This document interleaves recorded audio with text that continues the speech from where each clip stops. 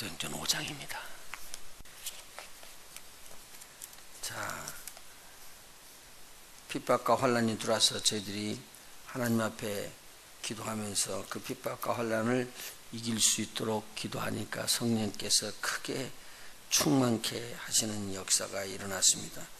그래서 담대히 오히려 하나님의 말씀을 증거하게 되고, 그리고 저들이 손을 내밀어서 병을 낫게 하옵시고 표적이 임하게 하시라고 그렇게 기도했더니 우리 주 예수 그리스도의 이름으로 이 표적이 막 일어나기 시작했습니다. 그것이 4장에서 나왔던 이야기입니다. 그런데 성령이 더 크게 충만한다고 그렇게 했는데, 이제 5절에 보면은 교회에 거짓의 영들이 아마 드러내버리게 돼 있어요.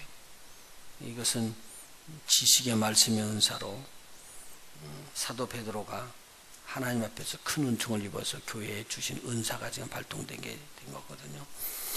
사단이 이 아나니아와 삽비라의 마음속에 가득하게 이렇게 말씀을 집어넣은 거예요. 생각을 집어넣게 된 거지. 그래가지고 이 권위자로 이렇게 칭송을 받는 바나바를 보니까 우리도 그렇게 하자 그래가지고 자기 땅을 팔았던 그 소유를 팔았던 그것을 얼마는 감춰놓고 갖다가 베드로 앞에 발 앞에 두면서 하는 말이 뭐냐면 이것이 전부 다다 그러고 팔은 것을 이야기를 합니다. 근데 이때 베드로가 딱 뚫어서 봐버렸습니다. 다른 사람들 전혀 모르는데 베드로가 그를 뚫어보면서 하는 말이 뭐냐면, 내가 사단에게 잡혀가지고 성령을 속이고 땅값 얼마를 감췄구나. 그러면서 이야기합니다. 땅이 그대로 있을 때도 네 것이었고 땅을 판 후에도 내가 임의로 그걸 다 할 수 있다. 네 것이기 때문에. 그런데 어찌하여 네 마음에 이 거짓말을 해가지고 이런 마음을 품는 그 마음을 네가 가지고 있는 것이냐. 이것은 사람에게 한 것이 아니고 바로 하나님에게 거짓말한 것이니라. 그렇게 이야기를 했습니다. 그런데 이 말을 듣는데 아나니아가 그 앞에서 엎드러져서 혼이 떠나서 죽고 맙니다. 아마 교회가 벌떡 뒤집어졌을 거예요. 이런 일이 꼭 있을 필요가 없을 텐데도 불구하고 하나님께서 이것을 주신 것은 당시 초대교회에 믿는 자들에게 두려움을 주는 것이라고 봐야 됩니다. 은사가. 이 은사가 이런 부분에서는 굉장히 크게 역사를 했다고 보죠. 저들이 이 일이 있은 다음에 하나님을 크게 두려워하더라라는 말이 있습니다. 듣는 사람들마다 이거 큰일이지. 만일 우리가 잘못하면 하나님 앞에서 이거 절대로 거짓이 드러나면 안 되겠구나. 거짓하면 안 되겠구나. 우리가 이거 거짓이요. 이게 사소한 거짓이거든요. 실질적으로요. 이거 자기 거 물건 재산 다 팔아가지고 하나님 앞에 다 드렸다고 말하면서 조금 감춰놓은 거거든요. 지금 베드로가 이야기한 것처럼요. 그거 다 자기 거였었어요. 자기 소유 거였었어요. 그 하나님 앞에 안 드려도 되는 거예요. 드려도 되고 안 드려도 되고 자기 임의로 다 할 수 있는 거예요. 근데 거기서 드렸잖아요. 안 드린 게 아니라 드렸잖아요. 그러고는 조금 감춰놨다니까요. 나중에 쓰기 위해서. 이게 무슨 죄예요? 근데 거기서 지금 뭘 말하고 있냐면 네가 이것을 다 드렸다고 하는 거짓말. 그 조그마한 거 그 포션이에요. 조그마한 거 가지고 있었다는 거. 그것이 잘못이라는 거예요. 이런 사소한 거짓말을 하나님께서 안 받는다면 오늘 거짓말을 오는 것이 굉장히 하나님 앞에서는 좋지 않은 일이다라는 얘기죠. 그것도 하나님을 대해서 이야기하는 거예요. 우리가 이거 그냥 여기서 쓱 지나가는 게 아니라 이러한 때에 하나님께서 역사하셔서 이건 옳지 않은 것을 하나님께서 잡아내고 있더라 그러죠. 우리 성경 뒤에 한번 계시록 한번 봐봐요. 이럴 수는 없죠. 그런데 거짓말이 얼마나 무서운지는 모르죠. 21장 8절 한번 보십시오. 7절에요. 이기는 자는 이것들을 유업으로 얻으리라. 나는 저희 하나님이 되고 그는 내 아들이 되리라. 그러나 같이 읽습니다. 8절. 그러나 두려워하는 자들과 믿지 아니하는 자들과 흉악한 자들과 살인자들과 행음자들과 술객들과 우상숭배자들과 모든 거짓말하는 자들은 불과 유형으로 타는 못에 참여하리니 이것이 둘째 사망이라. 거짓말을 그렇게 굉장히 무겁게 다루시네요. 거짓말이요. 자, 그런데 22장에도 또 역시 같은 말이 나옵니다.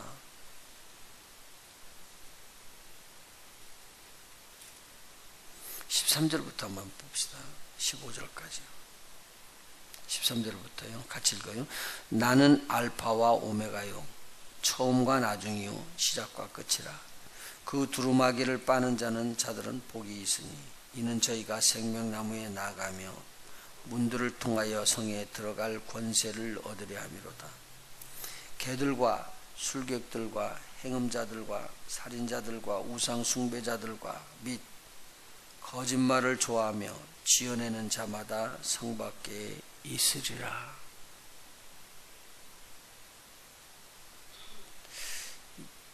굉장히 다른 거 나쁜 것에서 꼭 이거 하나를 붙여서 거짓말이라는 걸 붙였거든요. 우리 진리의 영이 우리 하나님이신데 이 거짓하는 것을 굉장히 싫어하시는 것 같아요. 그래서 이 아나니아가 그렇게 해서 죽었습니다. 그런데 젊은이들이 갖다 시신을 사서 바로 와서 묻고 나니까 돌아왔는데 3시간쯤 지났대요. 그리고 난 다음에 그 부인이 들어왔어요. 삽비라가 들어오니까 베드로가 물어봐요. 땅판 값이 이것뿐이냐? 그러니까 네, 그렇습니다. 그렇게 이야기하는 거예요. 그러니까 너희들 둘이서 지금 그러면 서로 입을 맞췄다는 말이죠. 말을 맞춘 거예요. 우리 그렇게 하자라고. 그러니 베드로가 이렇게 이야기합니다. 너희들이 둘이서 함께 꿰어가지고 주의 영을 시험하려고 하느냐? 하나님의 영은 속지 않는다. 그러고는 이야기를 딱 해주면서 너희 남편을 지금 장사하고 돌아오는 사람들의 발이 지금 문 앞에 들어왔는데 너도 메어 나갈 것이니라. 그런데 그 순간에 혼이 떠나면서 죽습니다. 이 소리를 듣고 난 다음에 11절에 사도행전 5장 11절에 온 교회와 이 일을 듣는 사람들이 다 크게 두려워하더라. 하나님이 직접적으로 다스리는 일들이 일어났기 때문에 굉장히 무서운 일이었었습니다. 만약 이렇게 되면은 함부로 안 할걸요. 여기서 거짓말하고 금방 돌아서면은 발각될 것도 우리는 스스럼 없이 거짓말합니다. 그런데도 하나님께서 달칵 이렇게 안 하거든요. 그래서 쓱 지나가고 있죠. 근데 여기 우리 성경을 보면은요, 이렇게 하나님께서 거짓을 싫어하는데 우리가 사소하게 거짓을 지금 하고 넘어가면서 지금 발각이 되지 않았다고 하나님께서 그냥 넘어가겠느냐 그거죠. 그렇지는 않을 겁니다. 여기서 이렇게 하시는 하나님이시라면 우리에게 굉장히 깊이 보면서 내가 거짓말하면 안 된다는 것을 우리에게 또 주지시켜 주는 것을 우리가 마음속에 새겨야지 됩니다. 자, 교회에 아주 큰 성령의 충만함이 와서 거짓 송두리째 뽑아내고 나니까 오늘 12절과 같은 일들이 일어났다 그 말이죠. 사도들의 손으로 민간의 표적과 기사가 많이 되매 믿는 사람이 다 마음을 같이하여 솔로몬의 행각에 모이고 그 나머지는 감히 그들과 상종하는 사람이 없으나 백성이 칭송하더라. 거짓말하고 둘러붙였던 사람들이 거짓을 빼버리면요, 하나님께서 굉장히 기뻐해요. 거짓말은 그 순간에는 좋은 것 같아도 그 다음에 나오는 것으로는 아주 어려운 것이 드러날 수 있다는 거죠. 이건 하나님 앞에서 쓰는 겁니다. 내가 바깥으로 다 사람들을 가릴 수는 있고요. 그리고 사람들 보는 앞에서는 거룩한 채 좋은 채 그렇게 이야기를 하지만 하나님은 우리서 깊은 것을 바라보기 때문에 이렇게 드러난다는 거죠. 드러내지 않는다고 해서 하나님께서 모르시기 때문에 그렇게 덮어두는 건 아니라는 걸 우리가 기억을 해야 됩니다. 그래서 항상 하나님 앞에서 우리가 정직할 수 있는 자가 되기를 원하죠. 다윗도 자기가 범죄를 하고 난 다음에도 하나님 앞에 그냥 부스러져 버리잖아요. 나에게 정직한 마음을 주시옵소서. 성령이 나에게 떠나지 않기를 원합니다. 오늘 우리가 거짓하면은 성령이 떠난다는 말이죠. 믿고 주께로 나오는 자가 더 많으니 남녀의 큰 무리로라. 여기서 큰 무리가 더해졌대요. 자, 그러면요, 우리 4장 3절에서 보니까 5,000명이 제자들이 더해졌습니다. 그리고 2장에 보면은 제자로 더해준 사람이 3,000명이 있었습니다. 그럼 3,000명, 5,000명 짧은 시간 내에 계속적으로 지금 몰려들고 있는 사람들 합치니까 몇 명 정도 돼요? 3,000명, 5,000명. 그리고 여기에 또 이 아나니와 삽비라가 죽음과 동시에 하나님께서 함께 하시는 일들로 인해서 백성에게 칭송을 받고 큰 무리가, 그것도 남녀의 큰 무리가 저들에게 찾아왔습니다. 그리고 15절에 보니까 병든 사람들을 메고 거리에다 이렇게 내놓고 침대에다 내놓고 베드로가 지나갈 때에 그림자라도 그 위에 덮치면서 병이 낫고 일어나기를 원하는 일들이 있었습니다. 예루살렘 그 허다한 지역에서도 사람들이 병든 사람과 귀신 들린 자들을 데리고 와가지고 다 나음을 얻었더라. 그렇게 됐습니다. 이때 무리라고 해서 큰 무리들이 들어갔기 때문에 제가 그냥 대충 생각해서 한 10,000명 정도 되지 않겠냐. 예루살렘 교회가 하나님께서 강권적으로 부흥케 하시는 것을 볼 수가 있습니다.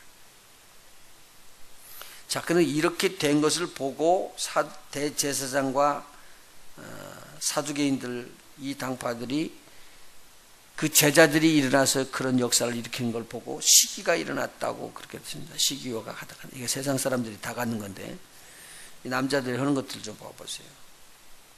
그래서 이 시기가 나서 사도들을 잡아다가 옥에 가두었습니다. 그런데 하나님께서 그 밤 시간에 주의 사자가 옥문을 열고 끌어내, 옥문을 열었다고 여기 기록되어 있습니다. 19절에 옥문을 열고 끌어내 가서 성전에 서서 생명의 말씀을 다 백성에게 말하라. 그렇게 이야기했습니다. 밤에 끄집어내고 새벽에 복음을 증거할 수 있도록 그렇게 저들에게 기회를 주었습니다. 저희가 듣고 새벽에 성전에 들어가서 가르치시더니, 그러니까 새벽 예배는 이때도 있었던 거래요. 이게 지금 성전이거든요. 예루살렘 성전. 헤롯이 지은 성전에 들어가서 저희들이 가르치고 또 배우고 그렇게 한 것 같아요. 그런데 공회에서 가두었던 사람들을 아침에 찾으러 보내니까 가보니까 이런 현상이 일어났습니다. 22절 관족들이 가서 옥에서 사도들을 보지 못하고 돌아와 말하며 이렇게 대답했습니다. 우리가 보니 옥은 든든하게 잠기고 지킨 사람들이 문에 서수되 문을 열고 본즉 그 안에는 한 사람도 없더이다. 이게 바깥에서 문을 지키고 있었던 사람들, 이 사람들이 지금 안에 지금 이 사도들이 잡혀 있는 그 예수님의 제자들이 잡혀 있는 것을 알고 지키고 있었어요. 이게 문이 열리고 저들이 나가고 하는 걸 전혀 몰랐다는 말이죠. 옥은 든든하게 잠기고 지킨 사람들도 문에 섰는데 문을 열고 본즉, 그러니까 앞에 보면은 19절에 문을 열고 주의 사자들이 밤에 끌어내놓고 또 문을 잠궜다는 말입니다. 와서 보니까 그 안에는 제자들이 하나도 없더라 그 말이죠. 성전 맡은 자, 성전을 지키고 성전 안에서 하는 일들을 잘 보호하는 자, 제사장들을 보호하는 자, 이 성전 맡은 자가 이 말을 듣고 이게 어찌 들려서 이런 일이 일어나느냐 그렇게 생각을 하고 있습니다. 근데 소식이 들려지기를 그 사도들이 지금 성전에서 가르치네요. 그렇게 소식이 들어옵니다. 그래서 성전에 가가지고 저들을 잡아가지고 와서 공회 앞에 섭니다. 사내들인 앞에 다시 섭니다. 사도가 또 공회들인 앞에 섰습니다. 근데 우리가 이야기하기를 예수 그리스도의 이름으로 이런 일들을 하지 말라고 그렇게 했지 않느냐 말하죠. 그런데 너희들이 지금 그 이야기를 해가지고는 예루살렘에 온 교회, 너희들 교회가 딱 꽉 찼다. 근데 그때 베드로가 대답하는 말이 29절의 말입니다. 이거 우리 한번 같이 봉독할까요? 29절입니다. 같이 봉독하죠. 베드로와 사도들이 대답하여 가로되 사람보다 하나님을 순종하는 것이 마땅하니라. 여기에서 부활의 주님을 또 증거합니다. 너희가 나무에 달아 죽인 예수를 우리 조상 하나님이 살리시고 부활하시었단 말이에요. 이스라엘로 회개케 하사 죄사함을 얻게 하시려고 그를 오른손으로 높이사 임금과 구주를 삼으셨느니라. 그가 주다, 그리고 그리스도시다, 구원주다, 그 말이죠. 우리는 이 일의 증인이요 하나님이 자기를 순종하는 자들에게 주신 성령도 그러하니라 하더라. 여기에서 굉장히 중요한 단어가 나옵니다. 하나님이 자기를 순종하는 사람들에게 주신 성령, 성령은요 순종하는 자들이 받습니다. 확실하게 기록을 하고 있죠. 우리는 예수님께서 십자가에 달려서 죽으시고 그렇게 다시 하나님께서 부활하시게 하신 것을 믿는다. 그 이름으로 회개가 터지고 그 이름으로 죄사함이 얻는다. 이것은요 누가복음의 마지막에 24장에 나오는 것과 같고, 이 죄사하는 역사가 예루살렘으로부터 땅끝까지 이르러 증거될 것이 이미 예언이 되어 있었습니다. 그런데 이 성령이 부어지는 것은 다른 사람에게 부어지는 게 아니라 하나님에게 순종하는 자들에게 부어져 있다. 오늘 하나님의 말씀에 절대 순종해야지 됩니다. 금요일날 제가 말씀드렸죠. 성령 받기를 원하면서요 순종하지 않아요. 입 열으라고 그러면요 입도 안 열어요. 사실은요 성경에서 뭐라냐면 믿음으로 가는 거예요. 성령이 임하신다 믿고요, 성령이 말하게 하심에 따라 내가 입을 열어서 본다. 제가 안 열어지더라고요. 딱 다물어지는 거예요. 그런데 이것이 지금 순종하지 않는 것인지 모르는 거예요. 입을 열면은요 말은 하나님께서 하세요. 성령께서 하시는 거예요. 여기서 그냥 성령도 자기를 순종하는 사람들에게 주신다는 거예요. 이 말이 또 갈라디아에서는 뭐라고 말하냐면요 믿음으로라고 이야기를 하죠. 그러니까 믿음이 있으면 진짜로 순종할 수 있다는 것을 이야기를 해주고 있습니다. 자, 그런 다음에 33절부터 마지막 절까지 나오는 거 보면은 여기 저들에게 막 함부로 대하려고 그럴 때 이 가말리엘이 여기에서 중재를 하고 나오는 것을 볼 수가 있습니다. 가말리엘은 이 교법사인데 당시 이스라엘 백성에게 가장 존경을 받고 있었던 바로 이렇게 랍비와 같은 사람이었었죠. 공회원이었기 때문에 같이 이야기를 하고 있는데 이야기를 합니다. 너희들이 지금 사도들에게 이야기하는 이 내용을 조심하라 그러고는 내보내놓고는 쭉 이야기를 합니다. 이전에 드다가 일어나가지고 스스로 자랑하니까 사람들이 쫓아다니면서 400명 정도가 모였고 그가 죽고 나니까 다 흩어졌더라. 그리고 호적할 때 갈릴리에서 유다가 일어나가지고 백성들을 꼬였는데 수많은 사람들이 따르다가 그가 죽고 나니까 다 버려두고 흩어져 버리고 말았다. 그러니까 지금 이 사람들이 하는 이런 것들도 내버려 두면 나중에는 이제 사그러져 버리고 없을 것이다. 그렇게 이야기합니다. 그렇지 않으면은 하나님이 하는 거 아니냐. 그러면 너희들이 결국 누구를 대적하는 것이 되느냐? 하나님을 대적하는 자가 되는 것이 아니겠느냐. 그러니 조심하라. 그래서 저희들이 사도들을 채찍질해서 내보냅니다. 채찍질을 할 수 있는 권한은 이 산헤드린 공회에서는 가능한 거예요. 채찍질하라 뭐다라 이렇게 다 형벌을 가할 수 있는 최고급 회의 기관이었습니다. 의결기관이었단 말이죠. 이 사도들이 이렇게 맞고 풀려서 나오면서 오히려 기뻐하는 거예요.